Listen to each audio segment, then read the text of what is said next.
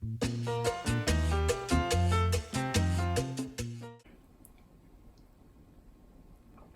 are we talking about today? Cuba. Oh, ¿qué tal, mi gente? What's going on, everybody? Welcome to another episode of Cafecito Cuba. I'm a cafecito right here. Unfortunately, it's already cold. It took a little while to set up. This is going to be a pretty impromptu, sort of non-scripted episode because it's going to be on one topic. We're going to dive deep. And everyone that I've been talking to about this, like every time I talk to someone, it just comes out of me it flows so well. I can eloquate myself so well. And I'm just like, don't even think about it. Don't try to get all the facts and details. Just like speak from the heart and explain everything you've been explaining to people straight to the camera. All right, so today's episode is serious. Today's episode is all about the new travel restrictions to Cuba that were announced last week for me, but by the time this video goes out, 2 weeks ago. With that said, let me get... I know you're not gonna believe it. I just drank the whole thing in one shot because it feels a little restrictive when I'm talking. All right, vamos a pasar. What happened? So last week on Tuesday, June 4th, the Trump administration announced that they were gonna add new travel restrictions on American travel to Cuba.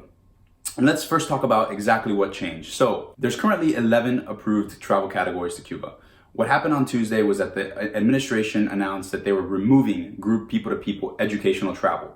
And that is a huge category for Americans to travel to Cuba, one of the most popular ones. Second thing that happened was that cruise line travel was done, axed, finished. No more cruises to Cuba, effective the very next day, last Wednesday, June 5th. So this was like, they weren't wasting any time. They didn't give these cruise lines a warning, nothing. They just cut the cruise lines and they cut group people-to-people educational travel. Now, support for the Cuban people is still active and available for people to travel, but that wasn't mentioned, like, hey, we're leaving this, and that's going to get to a later point about the messaging. So cruises were actually one of the most popular ways that Americans traveled to Cuba. There was 150,000 Americans that visited Cuba by cruise in just the first quarter of this year. That is a 300% increase from the same period last year in 2018. So what does this mean? A lot of people were going to Cuba by cruise. A lot of Americans were going to Cuba by cruise. And while they were there, they were getting off and going through Old Havana, going through shops, patronizing the private sector, eating at paladares, shopping at cuenta propistas, all these things they're supposed to do short of staying at casa particulares, Airbnbs.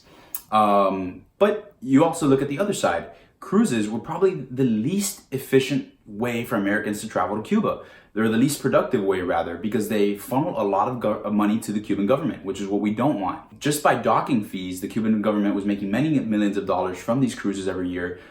They don't release those numbers, but they were. These docking fees have to be exorbitantly high because it's expensive to dock your cruise in the port of Havana. The cruise lines also have partnerships with Cuban government-run tourism companies, and they partner on shore excursions and things like that. So the Cuban government was making money off the cruises. And what's one big reason why Americans choose to travel to Cuba this way, even though it's not so productive? I think it's also because of the complications that we create for them.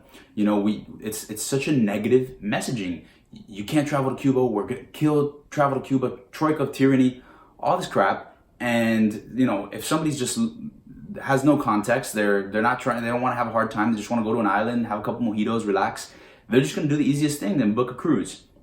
Now we're making it so that, because to avoid hassles the same way, they're just going to go to Puerto Rico or the Bahamas instead of Cuba to avoid the hassle. And that's really not what we want. We want Americans going to Cuba.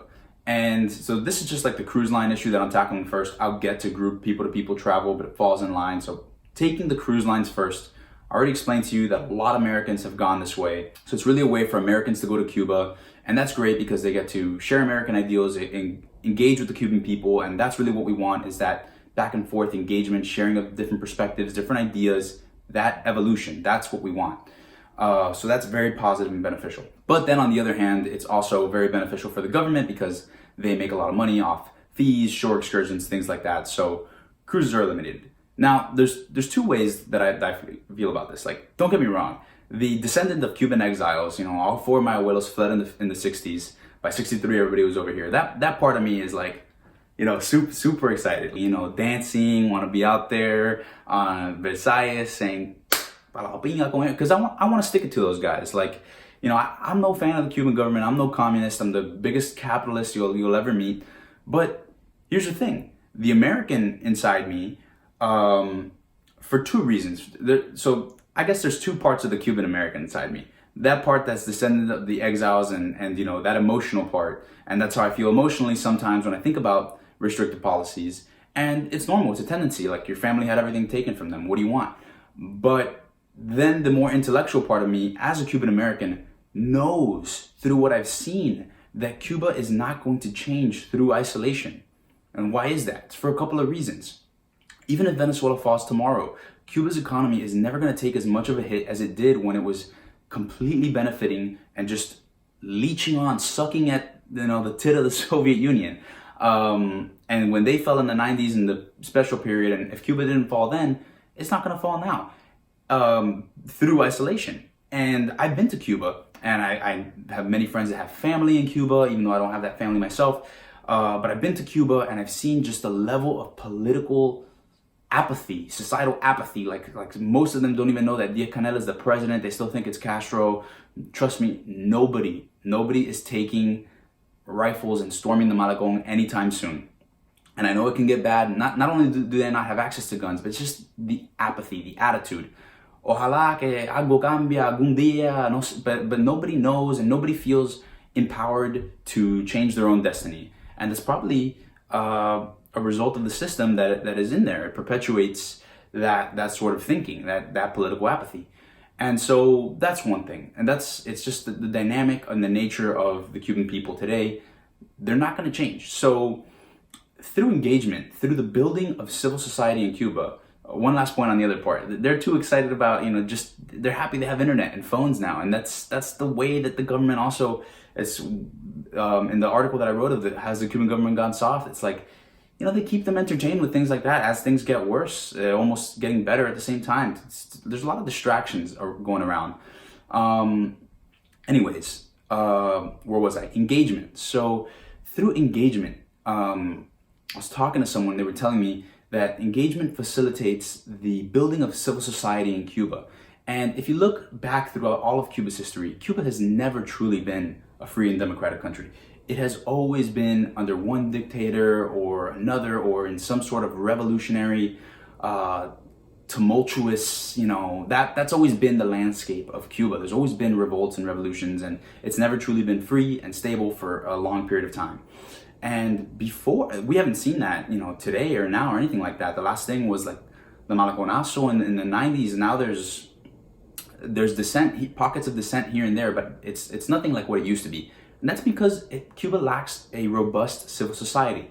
Back in the 50s and the 40s, this civil society was present in there, and there was marches and rallies and protests at the universities, University of Havana, and you won't see that today. And it's only through engagement that you can build that up. And moreover, you're really just, the embargo and the travel ban and all these restrictive policies towards Cuba, they're just doing what they've always done. Like, if you drive through on the way from Jose Marti Airport to the city of Havana, you're driving on the highway and stuff, and you see like billboards with a noose and they say a bloqueo, the biggest genocide in history, and this is the propaganda that the people are fed. And yes, now in the cities in Havana, they're getting more internet, more access, more information, and that's great. But our restrictive policies are not going to. It's not even like it's a means to an end, and so like just ethically, I think this is wrong. But it's like, the Cuban people, they'll have to suffer and they'll have to go hungry because it's a means to an end, and eventually we'll have a free and democratic Cuba.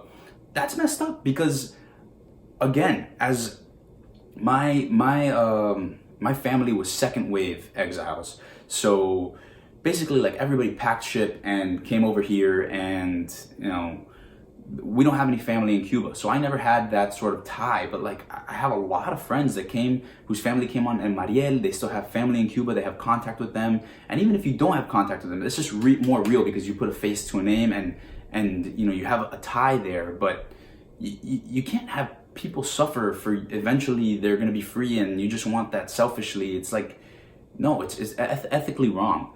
But back to my earlier point, it's not even just a means to an end. It's that the means won't bring about the intended end. It won't, for all the reasons that I explained, why isolation won't work. So we need to be focusing on engagement, on the building of civil society in Cuba. And I get it. I get the means to an end thing, but the means will not bring about this intended end.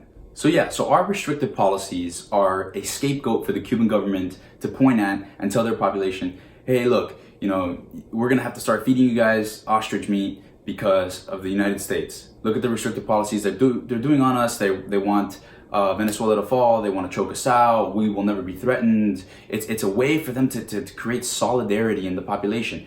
And nobody likes it. The people that we are trying and intending to help and serve, los cubanos de pie, the average Cubans, like if you go up to them and ask them, nobody likes that because their businesses suffer incredibly, and it's really the private sector that's getting hurt. And again, it's only through the building up of the private sector, of civil society, that we're going to get the change that we want. Because whether there's a ton of wealth in Cuba or barely anything, that barely anything, that's going straight to the officials' hands. The more there is, the more that goes into private hands, and the more that can be done. So that's my take on that. My other part of my nature, so on the Cuban side, yes, there's that emotional part that you just want to stick it to those guys. But that part also intellectually understands that the means won't get to the end that we want. The means won't yield the intended end. And then there's the other part that has met, and Cubans on the island, has met Cuban Americans who have family on the island, empathizes, cares for those people, and knows it's ethically wrong to make them the casual collateral damage of these policies. That they're the ones who are going to suffer. So that's the two parts of my Cuban American nature that I would say, both the emotional, ethical, and intellectual. They all tell me that engagement is the way to go. And just as an American, this is the total other side. As an American, not a Cuban American, I should have the right to travel anywhere I want. This is a free country. This is a country that was created. This is the best country in the world, in my opinion. I think there's too many people out there that don't understand that America is the greatest country in the world, and that is a personal opinion. But this is a country where it was founded on individual liberties are given by God and not by a monarch or somebody else. We have liberties as Americans, and one of those liberties is being able to travel anywhere we so please. And so they can advise us not to travel to Cuba if they believe it's dangerous or something like that, which it's really not dangerous for Americans. But I should have the right to travel anywhere I want. So that's how I feel about as an American.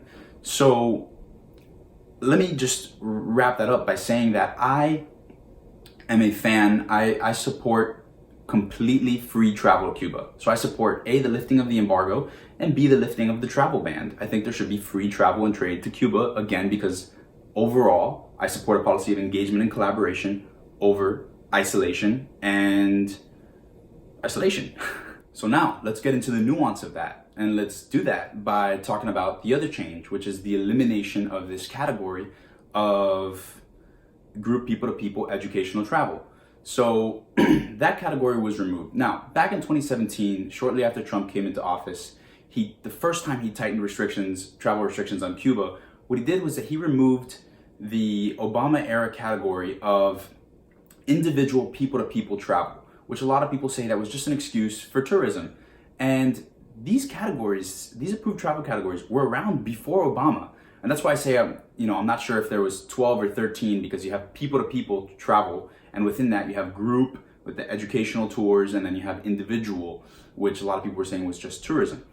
But they both existed before Obama. And when Obama came in, and when he decided to start the opening, the détente with Cuba, what he did was he changed it from, instead of having to apply for a specific license from OFAC, you would be traveling to Cuba under a general license, which means you go and it's assumed that you're going on one of those travel categories that are approved. You check the box of which one it is. Maybe they ask you some questions when you get back, but you don't have to get that specific license.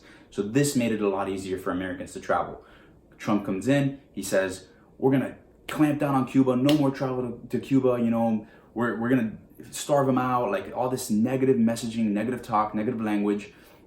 And he really does some very minor changes. Like what was actually changed was just the elimination of individual people-to-people travel. But cruises were still allowed, group people-to-people educational travel was still allowed until now. Support for the Cuban people was still allowed, and it is still allowed now. And so one of my biggest points with this, aside from the fact that engagement and the building of a civil society is the way to create the change that we want to see, not because, it's like this liberal perspective, but it's because isolation won't do the job. The other point I want to make here is that the messaging of the administration is terrible. In effect, by removing cruises, and which was probably the least productive way for Americans to travel to Cuba, and by removing group people-to-people educational travel activities, they are creating a very ideal channel of travel to Cuba, which is commercial flights are still active. You can go to the airport, get your visa, hop on a plane, JetBlue, American, go to Havana, and have a nice time in Cuba under support for the Cuban people. You come back, and through customs, you tell them I went support for the Cuban people. Usually no questions asked, and you go home, and that's it. It's the most effective way to travel to Cuba because you're staying at La Casa Particulares, you're patronizing La Cuenta Propita, and you're eating at Los Paladares. And so it's great. There's a lot more people-to-people engagement. Like the cruises were very inauthentic. So yes, as I said before, I support completely free travel. I want to go whatever way I want, do whatever I want as an American. I feel that way. But I really empathize, and I'm not that upset about the changes that were made. I was not upset in 2017 at all because what was lost was very little. Now what is lost is a lot more because a lot of companies built their businesses on group educational tours. But anyways, it's the most efficient, productive way to travel to Cuba. It's what we want to see Americans doing in Cuba. So, and they're creating that funnel. It's like, guys, we're going to give you the optimal way to travel. So again, I support the whole highway being open, but if they're going to close off, all the other lanes and only leave the express speed lane that's going to get you where you want to go on time, to use a very poor analogy, kind of like good, fine, but the messaging is so bad. This was prefaced by John Bolton going to Miami in April on the anniversary of the Bay of Pigs and saying, Cuba and Venezuela and Nicaragua is a troika of tyranny. We're going to crush those guys. We're going to destroy them. Like there's going to be no more travel to Cuba. And so when you couple it with messaging like that, any American that doesn't have context, hell, even people that do have context, they're just going to go where it's easier. If they just want an island destination, an island trip, they're just going to go to the Bahamas or Puerto Rico, like I said earlier. They're not going to bother the risk, the time to research. They're not going to bother doing that stuff just to go to Cuba. And so you really curtail American travel to Cuba through this negative messaging, although you're creating the most optimal route. So let's fix the messaging. That's my other point. And yeah, I feel like that's it. I feel like I covered everything. I was kind of all over the place. I was nervous. I had a lot on my mind. The coffee got cold and this whole thing, but I think this was pretty much it. Cuba's been steeped in revolution. It's not going to change through revolution now. It's been 60 years of the creation of apathy, and it's only going to change through the building of civil society, free travel. Let's get back to where we were with the engagement. Thank you so much for you guys for tuning into Cafecito Cuba. This was a deep dive on the new travel restrictions and, one third generation Cuban Americans perspective. Jump in the comments, jump in somewhere. Let me know what you guys thought. Reach out to me directly. I love talking about this stuff. I could do this all day. I love talking about what is the most effective and efficient policy with the messaging and all that stuff. And this outro is getting too long. But anyways, this is Cafecito Cuba.